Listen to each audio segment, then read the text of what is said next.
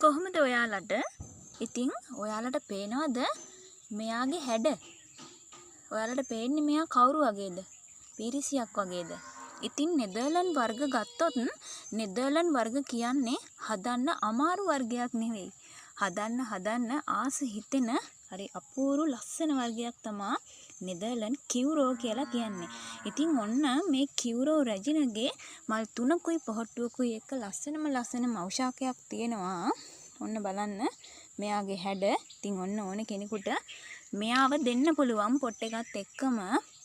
බලන්නකෝ යාගේ හැඩ. 077 137 40 25.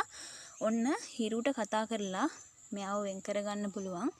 ලස්සන බයිකල මල් හැදෙන හරි අපූර්ව වර්ගයක් තමයි කියුරෝ කියලා කියන්නේ. ඉතින් ඕන අයට ඔන්න කතා කරලා මේ හැඩකාරිව අයිති කරගන්න අවස්ථාව තියෙනවා.